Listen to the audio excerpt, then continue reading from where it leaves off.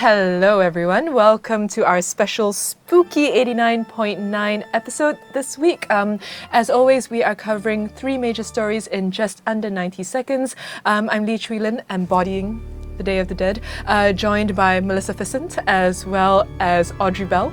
And this week what we have on the docket are the Fatwa, anal swabs and Ebola. Let's get started.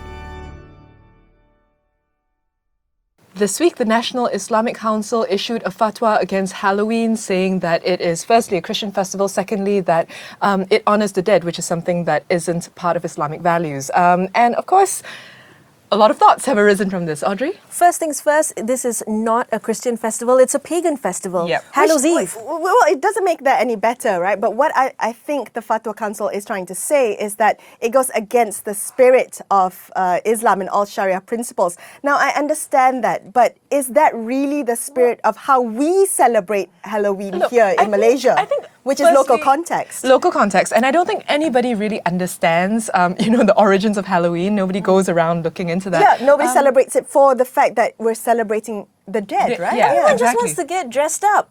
It's in the spirit of fun. And I think as a Muslim, I would have to point that out. I mean, yes, fatwas are issued in an advisory manner, right? So Yes. they're issued on a multitude of issues. But they could also get gazetted into law, And that's becomes a concern. legally Yeah. binding. So as long as it's a fatwa, it's okay to do it, but it's just not advised. Well, it's not okay. So you're advised not to do it. A fatwa says you're advised not to do it. But for me, in this sense, is my niyat, my intention is a lot bigger than that, because I'm not doing it to honor the dead.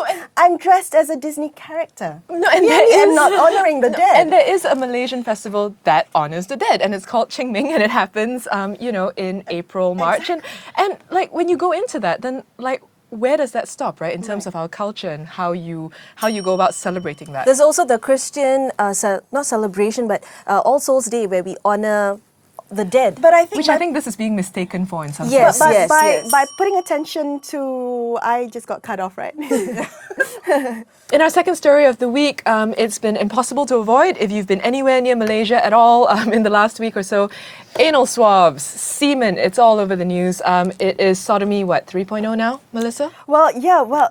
Seriously, how much do we need to know about someone's sex life? I get that. Are they doing something illegal? Well, I get that it is Anwar Ibrahim and it's a high-profile case and it has political implications, but I'm going to put a pin in the political implications of it now. I'm looking at it from a purely media perspective, right? I don't need to know that much about someone's sex life, no matter how popular or high-profile he is. I totally agree with Melissa, because I've had to say anal, rectum tear, penetration, KY jelly. You're one lucky girl, we get it. Sometimes in like one sentence, and it's just how much more in detail can you No, I understand all that. I get it. Think of the children and cry. No, but if you think about it, it's an illegal act, all right? I'm not saying that we need to go into people's bedrooms, but we're investigating the extent to which a crime was committed now for all intents and purposes. In Malaysia, it is a crime. Very important to note. And so I guess in a sense, the court is completely justified in, going the extra mile. I agree with you, the court is justified, but the media coverage of it, now think of the children, like you said, right? And I remember being a youth, a teen child, when the Monica Lewinsky case came out. And suddenly we all knew a lot. That was eye-opening, because you suddenly heard of things you never heard about. Yeah, and as a parents teenager. had to explain oral sex and semen stains. No, and now you have to explain this to your oral kids? sex isn't illegal, but what you have to explain to your kids So now is getting jiggy any other way than, the missionary position. In our third story of the week, Ebola is continuing to be a big-ass scary deal around the world, frightening people, especially in the States where it's now landed. And a nurse aid worker who's returned from Sierra Leone to her hometown of Maine has been quarantined, causing a huge media kerfuffle. Now, the thing is, I understand that the argument could very strongly be made from the public health angle. But look, she says she's not contagious. And she asks, how are aid workers going to be treated having come back from such dangerous zones?